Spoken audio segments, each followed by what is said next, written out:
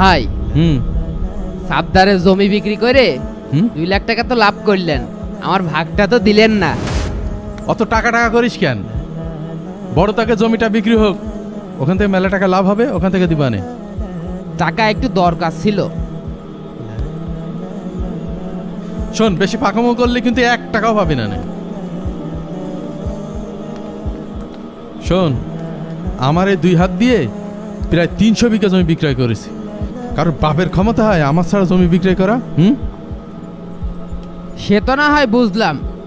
আরে এটা আমি কি দেখছি, সবুজ জমিতে সাইনবোর্ড লাগিয়েছে। কিন্তু ভাই, সবুজ তো আপনার হুকুম ছাড়াই ওর জমিতে সাইনবোর্ড লাগিয়েছে। ওই দেখেন।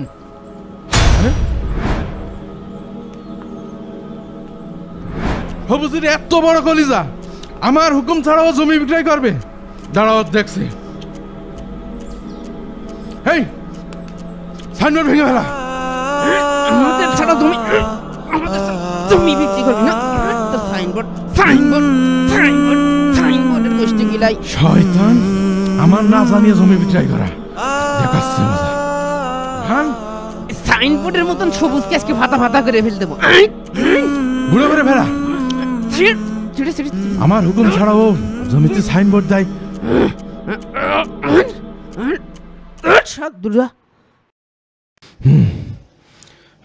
ভাই, এই অপমান কিন্তু মেনে নেওয়া যায় না।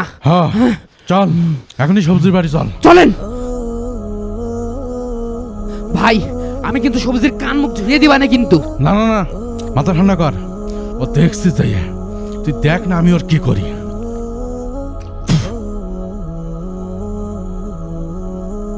সবুজ, এই সবুজ, এই বেরিয়ে আয়। কি হয়েছে সাত্তার ভাই? কি ব্যাপার? কি শুনলাম তুই নাকি জমি বিক্রি করবি? হ্যাঁ, একজনের সাথে কথা হয়েছে গত পরশুদিন। তুই জমি বিক্রয় করবি তা আমাকে জানাসনি কেন? এই, তুই কি পারবি ভাই ছাড়া জমি বিক্রি করতে? বুঝলাম না, আমার জমি আমি বিক্রি করবো, তা আপনাদের মতো দালালের জানানোর প্রয়োজন তো আমি দেখছি না। আমিও দেখি তুই আমার ছাড়া কিভাবে জমি বিক্রয় করতে পারিস। আচ্ছা ঠিক আছে, আমি 3 দিনের ভিতরে জমি বিক্রি করে দেখাবো। এই আয়, আমি ওর পরে দেখছি। তুই যদি জমি বিক্রয় করতে পারিস তাহলে আমি কান কেটে কুকুর দিয়ে খাবো। খালি কলসি এমন বাজে বেশি। ভাই, সবুজ কিন্তু আপনার সাথে চরম লেভেলের বেয়াদবি করলো। হ্যাঁ, ঠিক কইছিস।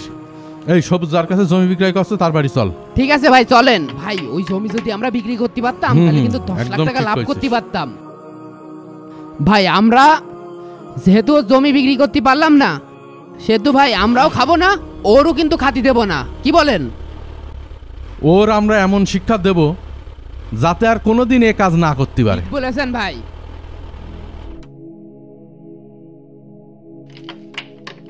আসসালামু আলাইকুম।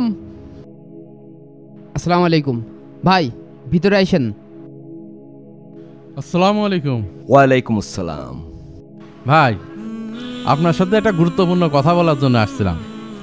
শুনলাম আপনি নাকি ব্যাপারী পাড়ায় জমি দেখতে গিয়েছিলেন। হ্যাঁ, গিয়েছিলাম।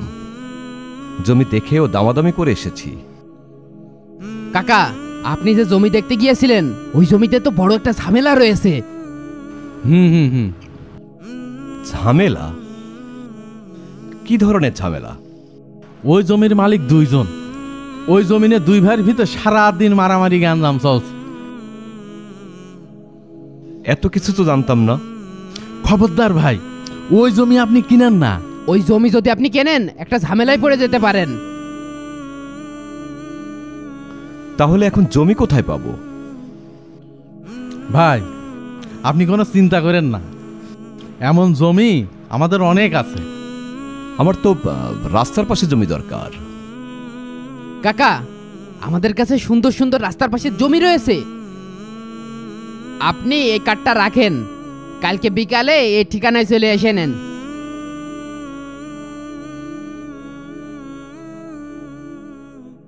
আচ্ছা ঠিক আছে।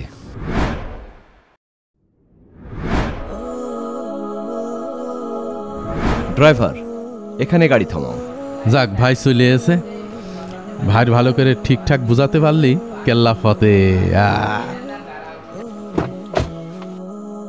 আসেন কাকা। আসসালামু আলাইকুম। আসসালামু আলাইকুম। ওয়ালাইকুম আসসালাম। রাস্তার পাশেই তো, জমিটা দেখলে আপনার পছন্দ হবে। কাকা, আপনাকে এই জমির কথাই বলছিলাম। মনে হচ্ছে মুরগি লাইনই চলে আসছে। হ্যাঁ, জমিটা সুন্দর, রাস্তার কাছেই, খুব একটা দূরে না। জমিটা কার? ভাই, এই জমিটা আমার এক ভাইয়ের। সে আমাকে এই জমিটা বিক্রয় করার দায়িত্ব দিয়েছে। ও আচ্ছা, কিন্তু এখানে শতক কত করে? আপনার সাথে আর কি দামাদামি করব। এই জমির মালিক আমাকে অনেক বেশি দামে বিক্রয় করার কথা বলেছে। আপনি কাছের মানুষ, 11 করে দিন।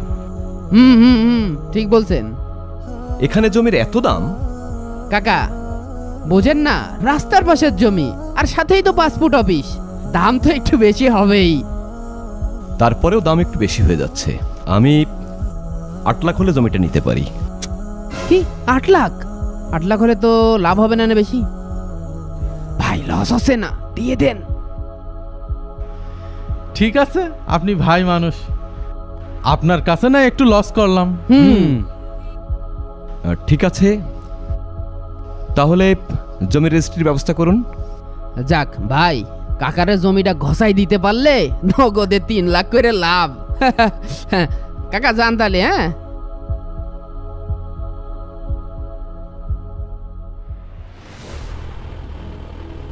আবুল, আরে ও আবুল চা, কই আবুল চা? কে? ও সাত্তার ভাই, জমিটা বিক্রি হলে এবার ছেলেটাকে বিদেশ পাঠাবো।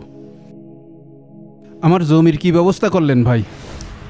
তোর জমি সর্বোচ্চ দামাদামি করার পর 5 লক্ষ টাকা দাম দিয়েছে। এত কম? আবুল চা, ওইখানে তো 5 লাখ করেই শতক চলছে। কি আর করব বল, আশপাশের জমি 5 লাখ টাকা করেই যাচ্ছে। কি আর করার ভাই, টাকা পয়সাও খুব দরকার। দেন, বিক্রি করে দেন। ঠিক আছে, তুই আগামীকাল 10টায় ভূমি অফিসে চলে আয়।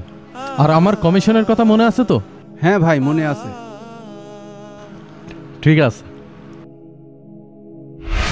ভাই, এত বড় রেস্টুরেন্টে জীবনে প্রথমবার আসলাম। কথা কম বলে খা। ভাই, এই ভাত খেয়ে যে আরাম পাচ্ছি।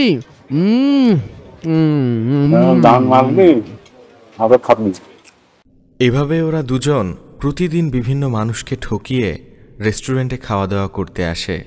আর ঠিক সেই সময়েই রিয়াদ সাহেব তাদের সামনে চলে আসে। হারামে আরাম তো লাগবেই। কি হয়েছে, এভাবে তাকায় আছিস কেন? আরে, ইনি এখানে কি করে? কি হবে আবার? আপনারা দুজন মিথ্যা বলে আমাকে ঠকিয়েছেন। এত বড় ধোকা দেবেন আমি ভাবতেও পারিনি।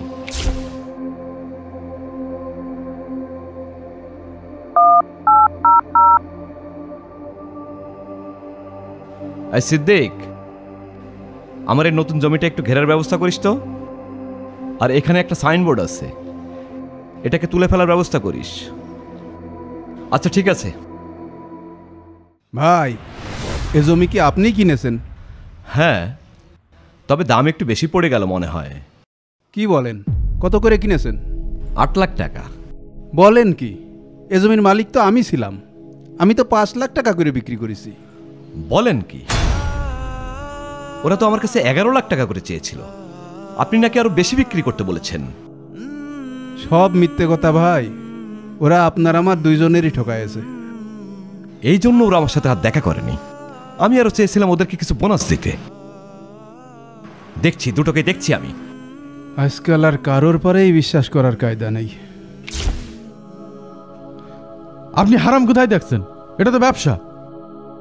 আর রাখেন আপনার ব্যবসা। আপনারা দুজন মিথ্যা বলে আমাকে ঠকিয়েছেন। আমি ভাবতেও পারিনি এত বড় ধোঁকাবাজি আমার সাথে করবেন। আল্লাহ রাসূল সাল্লাল্লাহু আলাইহি সাল্লাম বলেছেন, যে কাউকে ধোঁকা দেয় সে আমাদের অন্তর্ভুক্ত নয়। অর্থাৎ ধোঁকাবাজ কখনো মুসলমান হতে পারে না। আজকাল জমি বিক্রয়ের দালাল, টাউট, বাটপার, প্রতারকদের প্রতারণা তো আছেই।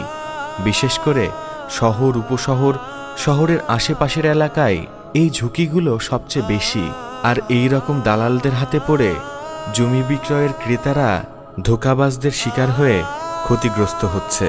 তাই ক্রেতাদেরকে সাবধানতা অবলম্বন করার অনুরোধ রইল।